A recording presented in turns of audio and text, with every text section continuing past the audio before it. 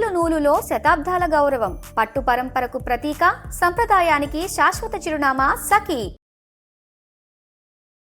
నమస్తే రమగారు. నమస్తే జయ. రమగారు, మనకి శని త్రయోదశి వచ్చిందండి. శని త్రయోదశి రోజు ప్రత్యేకించి ఏమన్నా పూజా విధానం ఉంటుందా? శనివారమే వస్తుంది కాబట్టి, అంటే శనీశ్వరుడికి ఏమన్నా అభిషేకాలు కానీ అలాంటివి ఏమన్నా చేస్తారా? ఎవరు చేసుకోవాలి? అందరూ చేసుకునే విధానమేనంటారా ఇది? అందరూ అంటే అలా కాదు జయ. ఇవి కొన్ని ప్రత్యేక దినాల గురించి చెప్పుకుంటాం కదా మనం. త్రయోదశి విశేషం, శనివారము విశేషమే. ఈ రెండు కలిసి వచ్చినప్పుడు ఎవరికైతే జాతకాల్లో శని గ్రహం తాలూకు శని దోషం కానీ, అంతర్దశల్లో విదశల్లో ఎక్కడైనా శని గ్రహం తాలూకు ఆయన నీచంలో పడ్డము, ఉచ్చంలో పడ్డము లెక్కలు ఉంటాయి. అవును. ఇవి ఆ తర్వాత ఏమో ఏదో అర్ధాష్టమ శని అని, తర్వాత మనం ఇది చెప్పుకుంటాం కదా, 7 సంవత్సరాలు ఉండే సాడే సాతి అంటుంటారు. అలాంటి శని దశలు ఉన్నప్పుడు వీళ్ళు ఖచ్చితంగా ఈ రోజున గనక ఏదైనా చేసుకుంటే, శని మామూలుగా శని అనగానే ఏంటంటే అదేమిటో బ్యాడ్ వర్డ్ కాదు, మెల్లిగా వెళ్ళేది అని అర్థం. స్లోగా వెళ్తుంది. శని దశలు, శని గ్రహము మిగిలిన అన్ని గ్రహాల కంటే నిదానమైన నడక గలవాడు. ఓకే. రోజులు గడవు శనితోటి, అది ప్రాబ్లం అనమాట. అందుకని ఏం చెప్తారు, మామూలుగా ఈ శనివారాలు పూజ చేసుకోండి, శనివారాలే మన రుద్రాభిషేకం చేసుకోండి, శివాభిషేకం చేసుకోండి, శనివారాలు వెంకటేశ్వర స్వామిని చూడండి, శనివారం నాడు నువ్వుల నూనె ఒంటికి నలుగు పెట్టుకోండి, దీపం పెట్టుకోండి, వెళ్ళి మన నవగ్రహాల దగ్గర అక్కడ ప్రదక్షిణాలు చేయండి, శనికి తైలాభిషేకం చేయించుకోండి. ఇవన్నీ ఎలా జరుగుతాయి జయ? ఇప్పుడు నువ్వు నేను మాట్లాడుకుంటే కాదు కదా, మన జాతకాన్ని ఎవరికైనా చూపించి దాన్ని చదివించుకుంటే, జాతక పఠనం జరిగినప్పుడు బాబు నీకు ఈ పరిస్థితి ఉంది, మీరు ఇట్లా శనివారాలు చేసుకోవాలి అని ఎవరికైతే చెప్పబడి ఉంటుందో వాళ్ళు తప్పకుండా చేసుకోవాలి. పైగా ప్రతిసారి రాజు శని త్రయోదశి కొంచెం రేర్గా వస్తుంది సంవత్సరంలో, కొన్నిసార్లు చిత్రంగానే ఉంది. సరే, ఒక్కొక్కసారి అట్లా జరుగుతుంది. శనికి ఏదైనా సమస్యలు ఉన్నవాళ్ళు జాతకపరంగా ఒక్క మాట చూపించుకుని ఉన్నది, అలాంటి సమస్య ఏదైనా ఉంది అంటే కనుక విశేషమైన కాలంగా తిని చెప్తారు. ఓకే. దేవాలయానికి వెళ్ళటం, శనికి తైలాభిషేకం అవి చేస్తారు. నవగ్రహాల్లో శనీశ్వరుడు ఉంటాడు కదా, ఆ శనీశ్వరుడికి ఇట్లా అభిషేకం చేస్తారు, తైలాభిషేకం చేస్తారు. చిన్నటి నల్లగుడ్డల్లో నువ్వులు పోసి మూట కట్టి దాన్నే దీపంగా వెలిగిస్తారు. 19 ఎన్నో ప్రదక్షిణాలు ఉంటాయి, 19 ప్రదక్షిణాలు చేయమంటారు. ఇవన్నీ లెక్క పెట్టుకుని 17, 19 లెక్కలు ఉంటాయి. ఈ లెక్క ప్రకారం ఈ గ్రహానికి ఇది నీలాంజన సమాభాసం రవిపుత్రం యమాగ్రజం ఛాయామార్తాండ సంభూతం తం నమామి శనైశ్చరం. ఇంతది చిన్న శ్లోకం. ఈ శ్లోకాన్ని చదువుకుంటూ ఈ దేవాలయంలో ప్రదక్షిణ చేసుకోవచ్చు.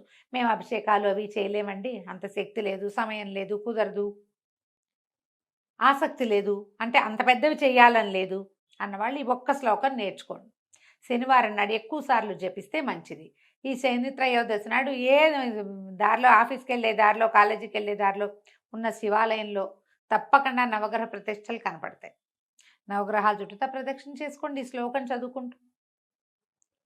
మీకున్న దశల్లో ఉన్న ఇబ్బందులు, దశల వల్ల జాతకంలో వచ్చే ఇబ్బంది, జీవితంలో మీరు ఎదుర్కొంటున్న సమస్యలు కొంత, అంటే తొందరగా గడవని ప్రాబ్లమ్స్ ఏమో గబగబా గడిచెళ్తాయి.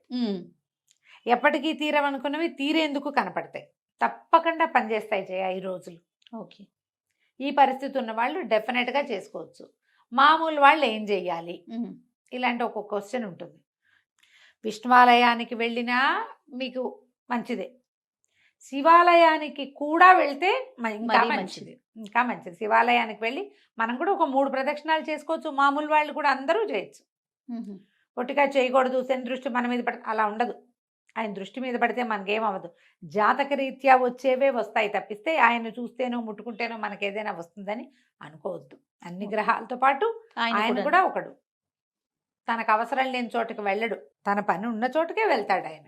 మనకు అలా భయపడద్దు, చేయకూడదు అలా ఏం ఉండదు. అవును, పెద్దవాళ్ళు చాలా మంది చెప్తారు ఆ మాట, అసలు అంత అనుమానం ఏం అక్కర్లేదు. ఈ రోజున ఏం చేయొచ్చు, నువ్వులతోటి చేసిన పదార్థాలు ఏమైనా ఎవరికైనా పెట్టుకోవచ్చు, మనం భక్షించవచ్చు. ఇంట్లో ఏదైనా కాస్త నువ్వుల నూనెతోటి దీపారాధన చేసుకోవటం, ఒంటికి నువ్వుల నూనె నలిచి రాసుకుని అభ్యంగనం చేయొచ్చు. తలకి ఒంటికి రాసుకోవాలి. మేము 100% శనివారం నువ్వుల నూనె రాసుకుంటాను జయ. నేను మానకండా, అది ఎప్పటి నుంచో అట్లా అలవాటు, అదే పందా. దీనివల్ల ఏంటంటే కొంత మనకు కూడా ఒంటికి బద్ధకం అవి పోతాయి. ఓకే. స్లోగా నడుస్తున్నది కొంచెం స్పీడప్ అవుతుంది. ఒకవేళ మీకు ఏదైనా మీ పరిస్థితుల దృష్ట్యా అనుమానంగా, భయంగా అలా ఉంటే గనక, ఆందోళనగా ఉంటే ఎవరితోటైనా మీ బర్త్ టైము, ప్లేసు చెప్పి జాతకం చూపించుకోండి.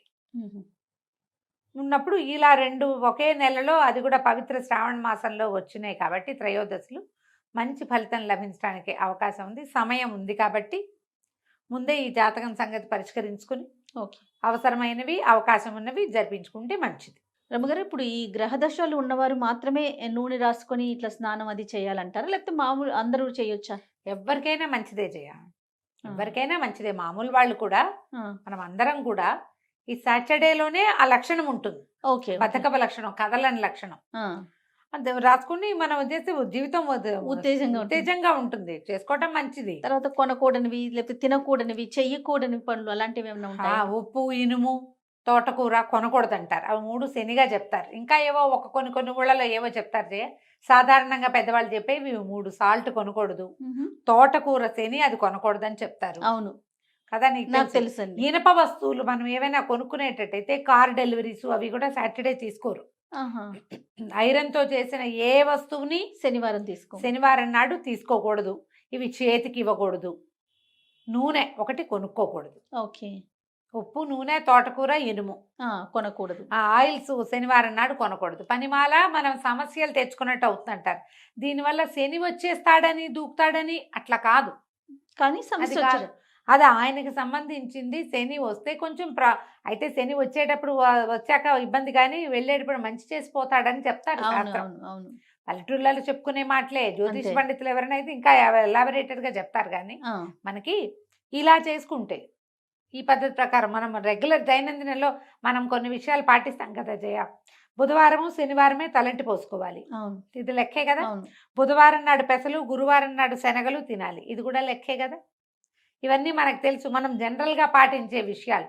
సోమవారం సహించదు, మంగళవారం మన్నదు చెప్తారు. సోమవారం కనుక ఏదైనా కొత్త బట్టలు కట్టుకున్నాను అనుకో, చిరుగుతాయి అవి.